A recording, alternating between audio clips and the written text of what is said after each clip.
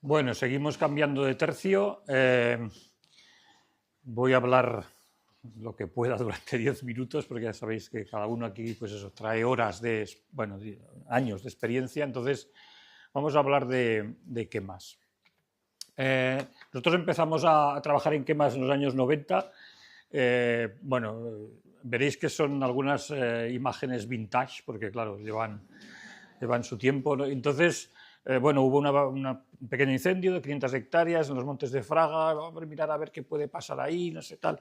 Y empezamos en esa zona haciéndonos preguntas, ¿no? O sea, lo que a priori parece que está todo arrasado, pues bueno, uno ve que efectivamente no es así, ¿no? Enseguida hay rebrotes de especies y nos preguntamos, pues bueno, si esa recuperación de la vegetación iba a ser pues distinta entre comunidades, si iba a ser más rápida, más lenta. Utilizamos métodos pues, que en esos momentos eran los que había, ¿no? El point quadrant, que si lo decíamos en inglés parecía más moderno, el point quadrant method, ¿no? Entonces, efectivamente, uno si ve que compara, por ejemplo, la comunidad de Romeral y una de Maquia, pues ve que efectivamente hay comportamientos distintos basados en su distinta composición florística, ¿no? Sobre todo influye muchísimo la relación rebrotadores-germinadores, por ejemplo, ¿no? Bien, ahí ya se hablaba entonces de resiliencia, es decir, ¿no? Es un término que en ecología pues hace mucho tiempo que se usa, ¿no? Con la pandemia se ha acentuado, pero eso ya era conocido. Nos seguíamos haciendo preguntas, ¿no? Había zonas donde veías que aquella autosucesión, porque sabéis que tras un incendio se suele dar una autosucesión, no una sucesión clásica. En aquellas zonas donde no se daba, si podíamos intervenir para mejorar la recuperación de la zona. Entonces, hicimos algunas experiencias precisamente con endomicorrizas, introduciendo glomus mose, sembrando con ese glomus, aportando acolchados y además, claro, ya veíamos por las experiencias previas que teníamos como variable que considerar el suelo. No tiene nada que ver un gypsy soil, un suelo yesoso, vamos a llamarle así, y un suelo calizo, ¿no? Entonces eso lo usamos como variable. Bien, en esas parcelas pues tratamos precisamente de ver la erosión y aspectos distintos con siembras siguiendo curvas de nivel, siembras siendo micorrizas, incluso acolchados, que fijaros qué verde más espectacular hay ahí, ¿no? Bien, en esas microparcelas seguimos un poco el esquema de lo que entonces era incipiente CEAM, que seguramente conoceréis, el Centro de Estudios Ambientales del Mediterráneo, ¿no? En Valencia. Seguimos unos esquemas parecidos en ese momento, ¿no? Y entonces ahí se valoró, pues en esos dos tipos de suelos, cubiertas vegetales, biomasa producida, índice pastoral de Jet Poisson, valor químico bromatológico, etc., ¿no? Y efectivamente con las siembras pues, se mejoraba la situación. Bien. A nivel de erosión, con trampas Gerlach también han salido hoy a lo largo de la jornada. Pues sí, en los suelos calizos reducíamos a 1/3 esa erosión. Con la siembra, estoy comparando la siembra. En suelos yesosos lo pasábamos la mitad. Bueno, o sea que sí, podíamos intervenir en esos suelos tan degradados que veíamos, ya no solo por ese incendio, sino que había habido una historia sobre pastoreo en esas zonas de la cuesta de Fraga hacia arriba. Entonces, bueno, había un acúmulo de procesos degradativos.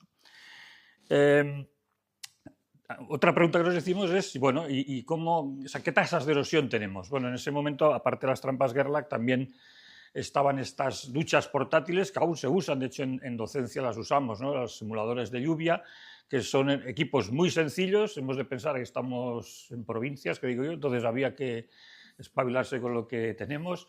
Bueno, son equipos que el frente de humectación, la escorrentía, un tiempo de escorrentía, cantidad, calidad, bueno, permiten sacar bastante información. Claro, estamos hablando de microparcelitas, de 0,24 metros cuadrados, muy pequeño, ¿no? Pero bueno, sacas una información interesante, ¿no?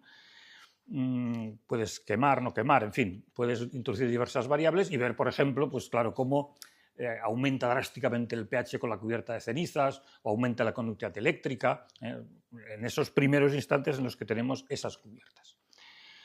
Bueno, otra pregunta que nos hicimos es, bueno, en los incendios debe haber una gama de temperaturas.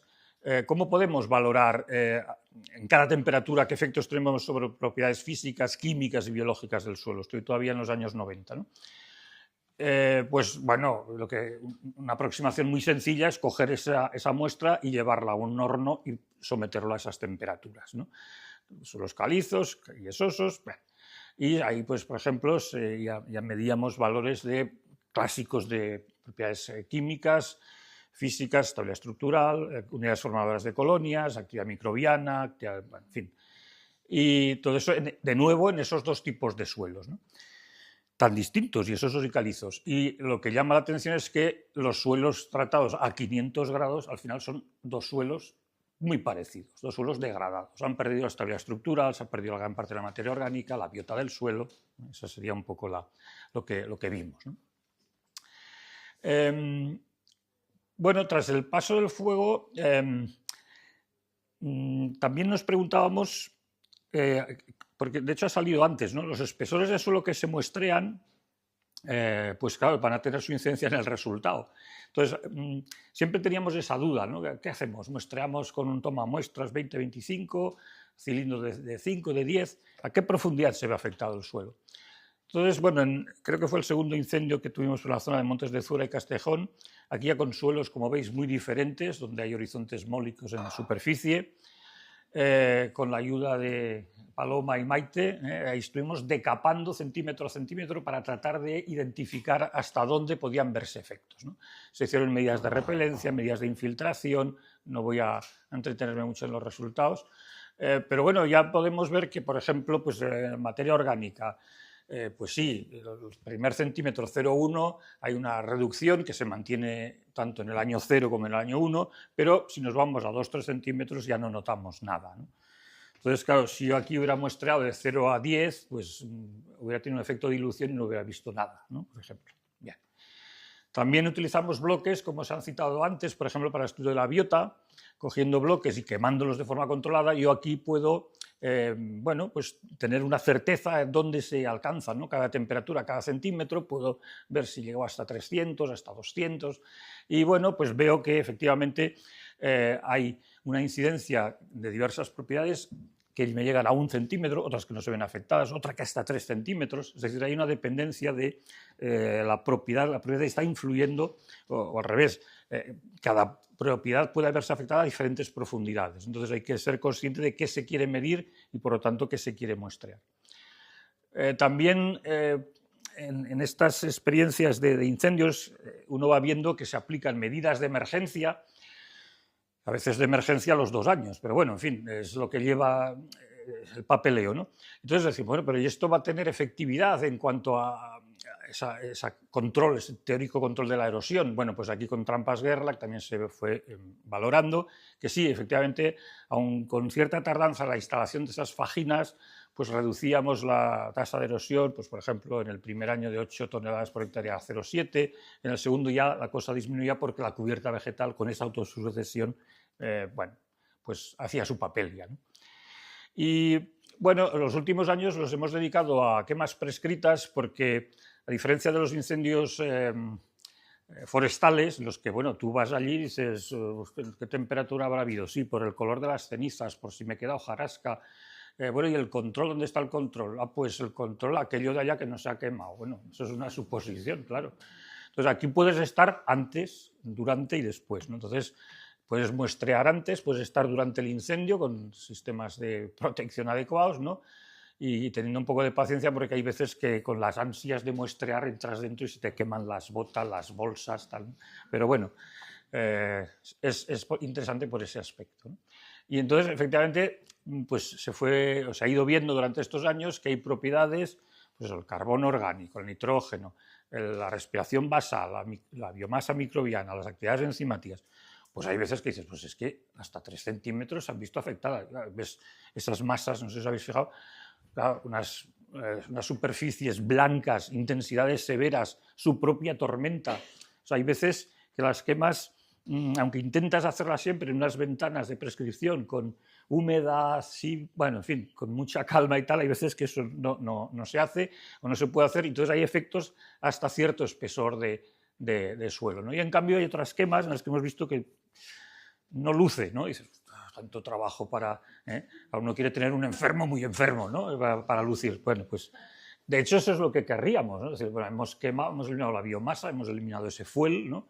Hemos generado un mosaico, intentamos recuperar pastos, bien, y sin daños. Esa es la idea. Bueno, este sería el objetivo. Bien. Hay muchas veces que lo que vemos es que, por ejemplo, la humedad del suelo, claro, tiene una incidencia importante, porque aquí, por ejemplo, en un suelo seco llegamos hasta 600 grados en superficie y tiene su trascendencia incluso a profundidad, ¿no? Y ese sería ese ejemplo en el que he visto que hasta 3 centímetros estoy viendo daños, y en cambio hay otras condiciones en las que el rango es mucho más estrecho. Entonces, ya con este gráfico, pues ya sé que no voy a tener efectos. Eso que estoy diciendo es efectos directos, ¿no? Después hay que ver que la ausencia de cubierta vegetal durante un tiempo, bueno, puede traer sus consecuencias también. Y bueno, pues por ejemplo, otro caso de dos esquemas algo contrastadas lo tenemos aquí con evaluando las comunidades bacterianas a través de su metabolismo, ¿no? Esos sustratos. Y, por ejemplo, pues en la primera quema, en Tella, el fuego sí daña, dijéramos, de forma inmediata esa comunidad bacteriana, pero bueno, con el tiempo se recupera. Pues, bueno, esto, como ya llevamos 10 años, ¿no?, con estos estudios, pues hemos podido alcanzar eso. En cambio, por ejemplo, en la quema de Asindebroto no había efectos a corto plazo, pero sin embargo, esa zona es más pobretona, más pendiente, se nos está degradando un poco más a partir de esa quema con una falta de recuperación vegetal. Y con esto creo que ya estoy. Gracias. He corrido mucho. Vamos con un poco de retraso sobre la hora, pero hay tiempo para algunas preguntas. Así que... Una pregunta.